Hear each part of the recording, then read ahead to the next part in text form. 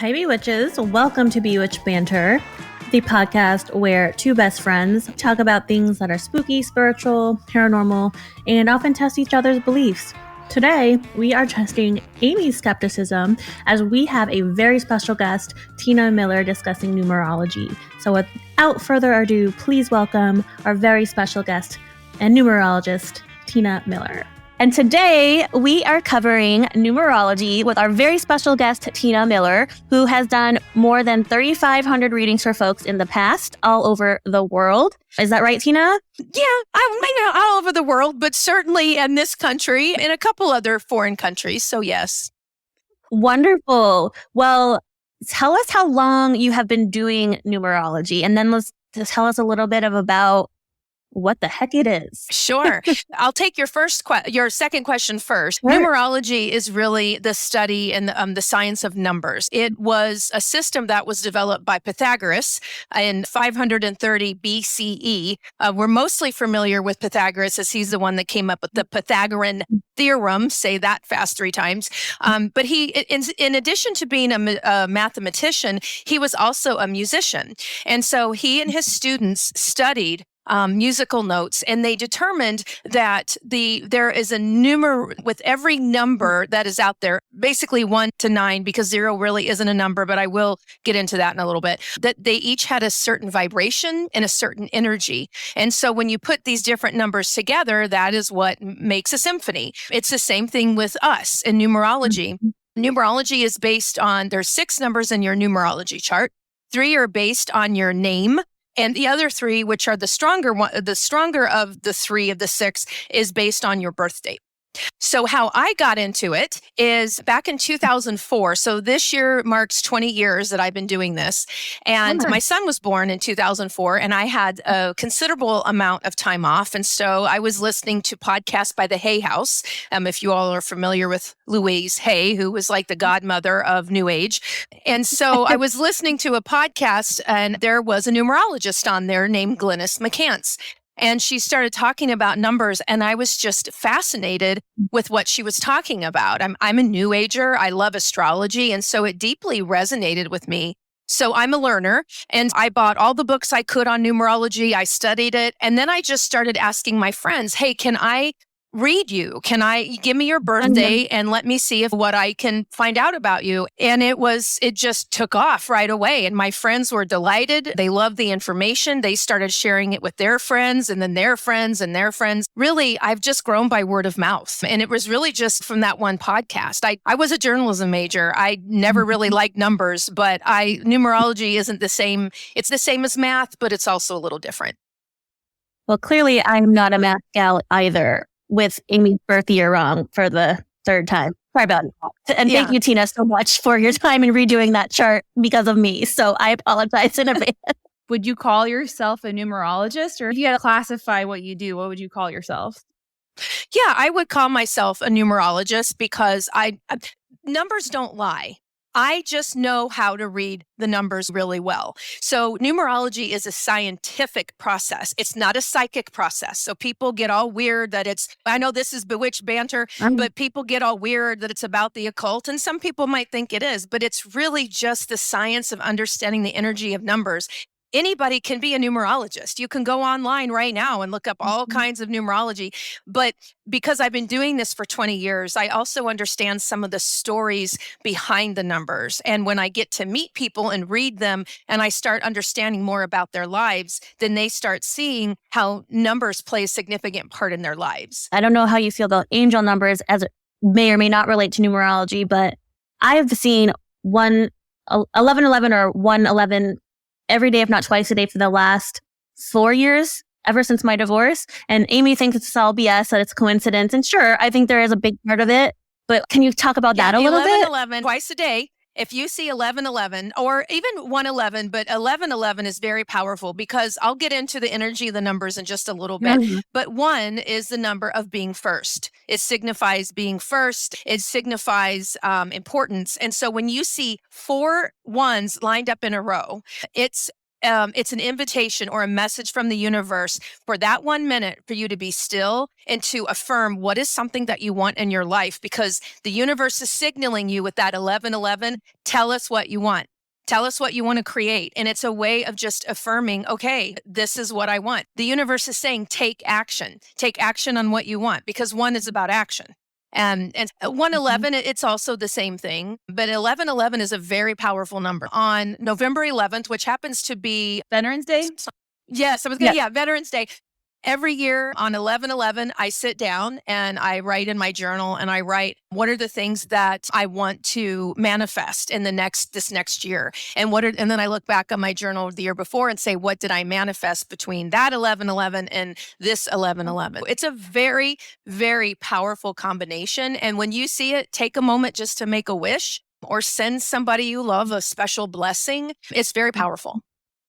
So my thing with Krista with the 1111, I keep telling her it's pattern recognition. She's seeing 1111 because it's pattern recognition, that she's noticed this trend that she keeps seeing this number. So it's almost like her brain's looking for this and it notices the pattern.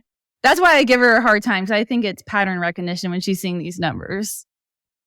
From where I stand, I think it can be a little bit of both, but I also think if you're doing your own thing and all of a sudden you look at the clock and it's 11:11, I think that's the universe giving you a message. She could notice that there's 11:11. I agree with that. But to make you feel better, Krista, I would say the past month or so, I have been seeing 11:11. Even today, I look down and then I look and it's 11:11. And again, Amy, it's part of that is even with numerology, which I can get into, is that everybody has a different belief system, and what you believe might not be what somebody else believes. And what I've always done is I appreciate there are people that are really religious. I am spiritual. I am not religious, but I respect other people for their beliefs, and we just move on. Oh, definitely. I'm the same way. It's all about a little bit having fun with each other, but also that's like the whole part of the show, us debating it. Yeah. Yep. It's honestly debate banter. Honestly, and Amy's done a really great job of making, and I said this last or 2 episodes ago, I am open to learning about the atheism and like that belief system. I'm open to it. But right now, there's something in my spirit, my soul, that doesn't allow me to let go of my spiritualism beliefs just yet. And but what I was trying to get at is Amy over the last 2.5 years has really done a good job of making me be a little bit more skeptical, because as I'm sure you've got from my chart, I'm a very open-hearted person that can cause a lot of unnecessary drama or stress for me because I'm letting others' energies impact me instead of putting me number 1, 11 first. Anyway, she's done a really good job at that, but she's for the most part pretty respectful. For the most part, yes. Really, I came into a full awareness of my spiritual journey when I was 32, right after 9/11. That's when I really, and what I've learned is that people believe what they want to believe, and we have to just respect others' beliefs. But I have met people that they're so cynical that they have 2 feet planted in this reality, and it's nope, don't believe any of it. And then you have some on the other side that are so woo and spiritual that it's like, you need to come back down to earth, because I don't know what spaceship you fell out of, but we are trying to live a decent life here on earth. So the balance is having 1 foot on this side and 1 foot on that side. And I think that's what's so great about your podcast, is because there are cynics, or there are people that just question those things. And so I think that's a healthy debate.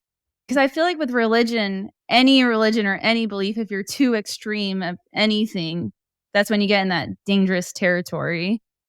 But going back to a little bit more about when you said you had this spiritual awakening, if this isn't too of an invasive question, was there something that happened that caused you to, apart from like listening to the podcast, were you searching for something? No, what happened was 9/11. I was 31 at the time. I will note that, Amy, you graduated or you were born in 1988. Yeah. I was graduating from high school. But your listeners and viewers can figure out what my age is from that. But I was 31 and 9/11 happened. And at that time, everybody was just, what do we do? At that point, I had a 3-year-old who's now 26 or whatever. So there was a seminar that came up. I was in a professional PR communicators group, and it said, there's the life coach. And are you struggling with what happened with 9/11? And I was like, I am. I was trying to make sense of all of it. And so I attended, it was a personal coach, and I attended her seminar, and she had 4 words on a flip chart that said, "What is your passion?" And I thought it was writing, because I'd been in public relations and marketing. That's what my career was in and still is. But I really started asking myself those tough questions. Is writing my passion? Is my family my passion? And I couldn't answer that question. And so I just started going on this journey of listening. And I actually hired that woman. She was a coach of mine for several years. And she gave me a list of books. And one of them was Cheryl Richardson's You Can Heal. No, it was Take Control of Your Life. I think it was something like that. Cheryl Richardson is also a coach.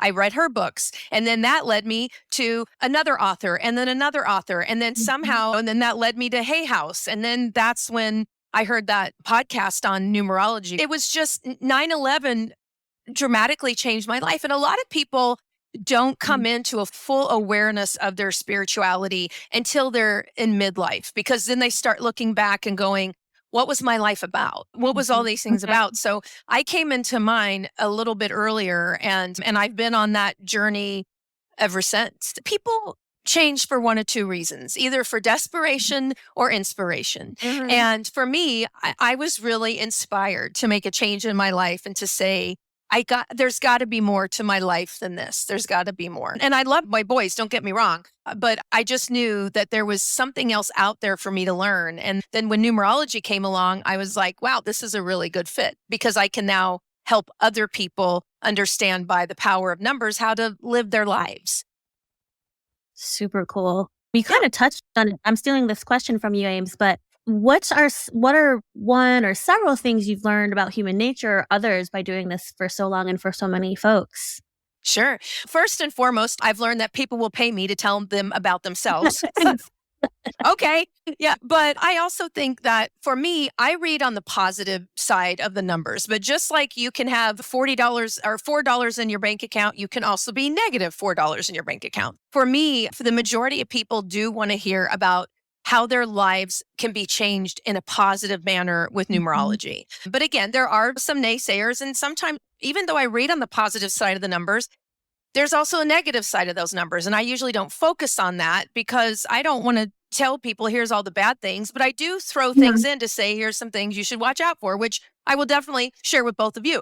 And another thing I've learned, numbers don't lie. Like I said, this is not a psychic process. It's a scientific process that's been around, again, since 530 BCE. And so I just know how to interpret the numbers really well. And then I wrote this down too. Once you know what your numbers are, or really once you know what your life path number is, which is the most important number in your chart, you can see how that number winds itself around in your life and how you can use that number to your advantage. Can you explain a life number? I can, if you, the life path number, because I will have it in your reading too, both of your readings. But just a little quick summary. The life path number is, as I said, there's 6 numbers in a chart. Your life path number is your most important number, because that is like your life purpose. That's everything wrapped, your soul's urge, your birthday, your destiny number, all that is wrapped up into your life path. And so again, it's out of those 6 numbers, it's the most important number in your chart. And then as I do your readings, I'll show you how that number relates to other numbers like it in your life. And you may be surprised to be like, I've always liked this number. I didn't know why. I really believe in looking at superstars and their lives. And, with Taylor Swift, she was born on the 13th, which with numerology, you keep adding one number, the numbers till you get 1. So 1 + 3 is actually 4. And Taylor has got some 4s in her chart. And so it's just interesting. People will tell me all the time, my favorite number is an 8. Why is that? And sometimes it's in their chart, and sometimes it's just the energy of that number that people resonate with. It sounds like you have done 35,000 readings, right? You've met a lot of people, right? Oh, sorry, 3,500, right? 3,500, okay. Once again, math not my thing. I would say probably closer to 3,000, but yeah, I would say 2,500 to 3,000. Okay. Yeah. But by doing that, I'm sure you've learned a lot about people through numerology, right? Can you tell us a little bit what you've learned about people from doing these readings? Yeah, I would say that some people are skeptical at the beginning. And when I start sharing the numbers, it it really does open people up to say, oh, wow, I really get it now. Now I understand it. Even if it's just one thing that they're like, yeah, I agree with that. But when I do I do numerology reports. And so one of the things that I do in there is I will say, in some of the reports, people can ask me 3 questions based on their numerology report. And when I found there's usually 4 categories that people ask about: money, relationships, work, or health. And so I think that's a universal theme across everybody and almost every reading I've done. It's one of those 4 areas that people really want to know more about how the numbers relate to that issue in their lives.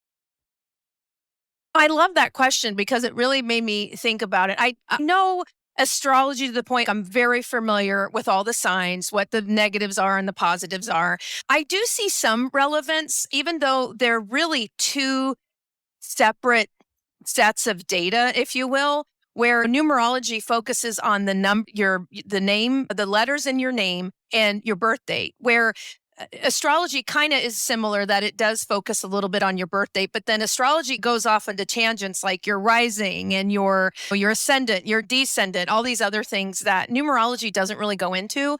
But I can see sometimes with the astrological signs, I do see that it does dovetail into people's numbers. But like with everything else, it just depends. It just depends.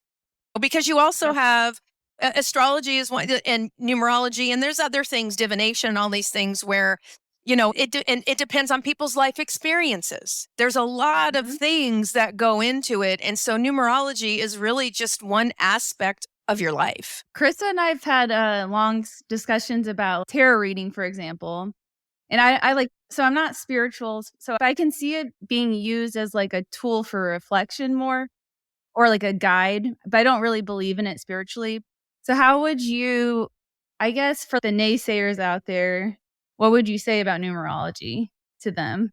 Well, I'm a big believer of the law of attraction. I've been studying Esther Hicks and Abraham for close to 25 years. And so I really believe that if people are interested in numerology, they will be attracted to it. The law of attraction says that which is like itself will attract. And so for me, it's okay. People that really want this information, they're attracted to it. And those that don't want it, they're not attracted to it. Numerology might not work for everybody. It's just one more thing to help uncover about yourself.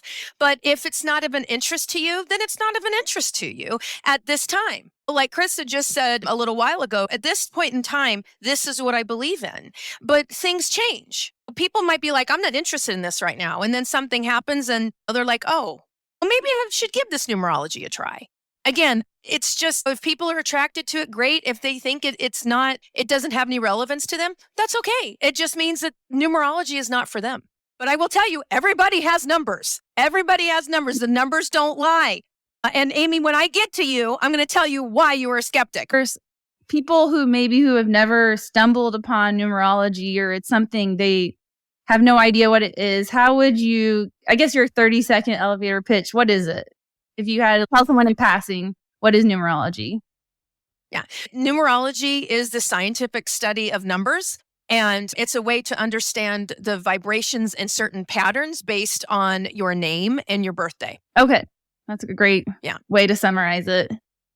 Absolutely. And I also still love the scientific mathematical aspect too with Pythagoras. Back in the day, we covered numerology not nearly as well and beautifully as you are for us right now. But I was into it because of another podcast I listened to, totally a fictional podcast, but it was called Tanis.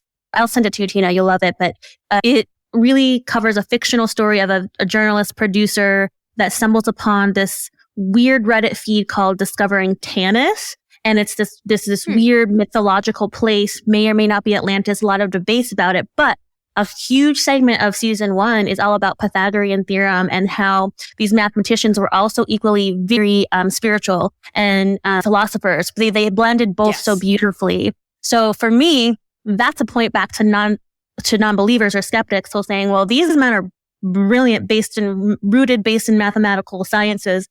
I think there's something to that to be said. So that said, that probably pulls on my next question of have you ever been chided publicly or maybe not for your beliefs? Because it took me a little while to come out of my spiritual closet, if you will. There was an incident when I was not very nice to Amy's husband when I was reading tarot on one of our camping trips because I was triggered, offended. Now I apologize several times over for reacting in the way that I did. But I guess, how do you react to that? Or have you ever come across that type of rating of your spiritual belief systems? Yeah, I will say first and foremost, everybody is on their own journey, whether they are conscious of it or not. And everybody, we have free will. And so people can choose what they like to believe or not to believe. And if you have somebody who is a skeptic or a non-believer and you're trying to show them how you live your life and that if you just become a new ager, your life is going to change. Some people, it doesn't resonate with people. Yeah. And so I have learned it's not earlier on. I think I did run into some skeptics. I did have one guy at one of my previous jobs and I used to tell everybody about numerology. And then I learned that some people didn't get it. They thought it was weird. It turned them off. And so I learned to be very careful about who I talk to about, because again, there is a perception there that it's about the occult and it's about witchcraft and all that. But it's numbers. It's scientific. It has nothing to do with that. But I was working with a guy and he said, "What do you do for fun?" And I said, "Well, I'm a numerologist." And, "Oh, so you're a heathen." And I was like, no, I would much rather be called a harlot than a heathen, but whatever. But I was like, and that really stuck with me because I'm like, I'm just studying numbers and I'm just trying to help people understand more about themselves.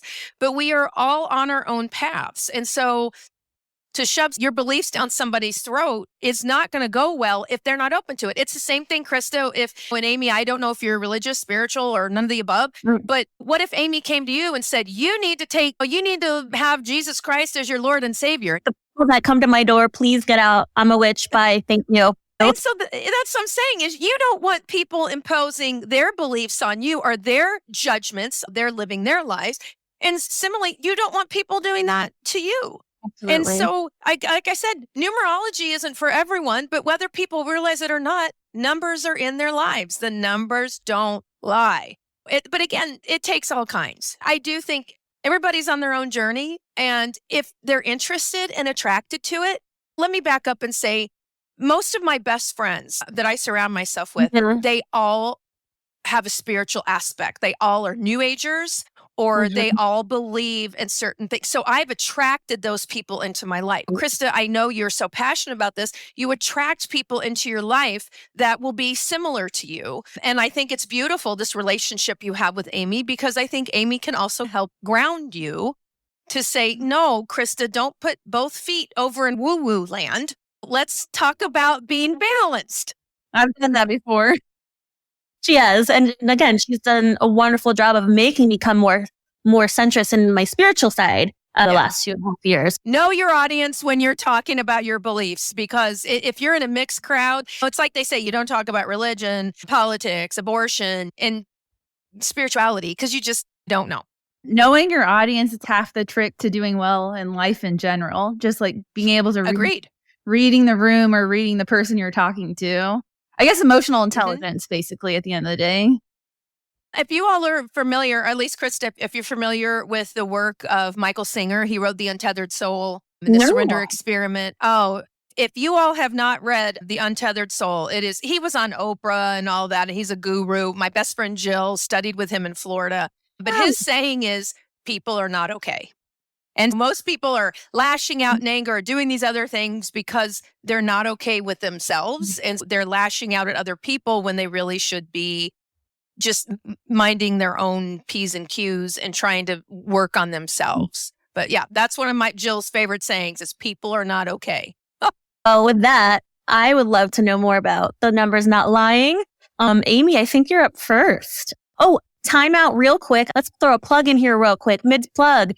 Tell us where folks can get readings with you or how to connect with you if they're interested. I appreciate that. So I don't have a website. Like I said, all of my business has been word of mouth, but I do have an email, numbersbytina@gmail.com. And if your viewers or your listeners want to send me an email, I can give them more information. So I typically do a couple different charts. One of the charts I do is I'll do the full 6 numbers, and then I will do a month by month because we will get into your personal years. So I will give you a summary of your personal year and a summary of your month by month. And then I will usually have people send me in 3 questions and I answer those by the numbers. Usually I charge $125 for that. But for your listeners and your viewers, if they email me at numbersbytina@gmail.com, I will be happy to give them $25 off. And for $100, I can do that. Now, for an extra $25, what I do is with the numbers, there are certain people that you might not get along with and you don't know why. And there are numbers, just like people, that are toxic to you, or they're numbers that are compatible to you. And I have done probably close to 500, maybe 400 readings for couples or friends or business associates to say, why can't I get along with this person or whatever? And a lot of people, which is interesting, I've had couples that I'll do readings for, and it shows that they've got some challenges in their relationships. And again, so for that, I can do a relationship reading for an extra of $25. I usually charge $150 for all of that. But for your viewers and your listeners, I will do $100 for the month by month, the year, and 3 questions. And then if they want to add the relationship part of it, would be $125. One woman I worked with, one of my previous clients, she was determining if she should keep her name or not when she married her husband. Oh, wow. And one of the things I didn't touch on yet is that every letter has a numerical component. A is 1, B is 2, Okay. C is 3, D is 4, and it goes down. And when women get married, they change their name. And so when they do that, they are changing 3 of the numbers in their chart because their letters are changing. And men will say, when I married her, she changed. I wanted her just like she was. Of course she changed because she took on your name. And so that vibrational component, those vibrations changed to those name numbers. And then women say, he never changes. He never changed. Yeah. Because his name didn't change when you guys got married. The men didn't have to do a goddamn thing. Yeah, exactly. Yeah, I'm married, but I never changed my name. My last name means so much to me. I was like, I'm going to keep my last name. And I also promised my granddad. I was like 8 years old. I didn't even know I was promising him, but it's all the Holtz were girls. And he made me promise I would keep my last name. How long are the readings typically when someone schedules an appointment with you? But usually I do reports. And there are some numerologists out there that will charge $250, $350 for this stuff. But I would say to your viewers and your listeners, if you go onto any of these numerology sites and people are charging $250, $300, and you put your information in and you get it back right away, it's not personalized. They're just generating stuff. Whereas for me, I do a report. Usually they're about 15, 16 pages. And so then I am intuitive. At least I get my intuition. I'm sure you've talked about this on the show, but there's 4 methods of intuition. Okay. I'm clairaudient, so I hear. And so I bring my intuition into the reports, which these other people that are charging $250 or $350, all they're trying to do is amass a bunch of people paying where they can't possibly sit down one-on-one with people and understand that. And so that's why I get the numbers, I get their birthday and their name and their questions. And then I work on the reports personally. And so it takes me about 2 weeks for each report, because I put a lot into it to make it more personal for people. And so that's a difference with what I do versus what some of these other people do. And that's why I've been told over the years, I've been in PR and marketing for 30 years or so. I'm like, do you have a website? And I always think I'm going to start one, but honestly, I've had so much great business by word of mouth. I've done parties, I've done bachelorette parties, I've done divorce parties, I've done them all. And some of those, I'll do those in person. But I find that people, especially a lot of my repeat clients every year, that I usually do a new report for them at the beginning of every year, they keep those reports year after year, and then they refer back to them and say, in April of 2023, you told me that I might find somebody. And sure enough, I found somebody. So, and again, even though I say numerology is not a psychic process, the numbers do tell you what energetic vibrational pattern you are in. And I will share that in a minute. So awesome. Just one more question so I can understand. So Sure. when you're doing this, are you sending the report and then you allow the person to digest it by themselves, or are they meeting with you and you're walking through the report? Great question. I have found that most people just like their report. I offer to say, if you would like to talk on the phone after you read it or have any questions, let me know. But it's really rare that people do that. And I've got a lot of compliments from people, or not compliments, but feedback like you were spot on. And I get messages from clients that I might have done their report 4 years ago. And they're like, what you said in that report really helped me and it changed things in my life. Again, ladies, it's not me, it's the numbers. It's not me telling them they're psychic. It's I can read the vibrational patterns so I know to tell people what to expect. Amazing. Very cool. I love it. Well, that's a wrap for part 1 of Numerology with Tina. Head on over to part 2 to hear our readings. Thank you again so much, Tina, for your time and expertise. We can't wait to see you on the other side of part 2 and hear what you've got in store for me and Amy's numerology readings.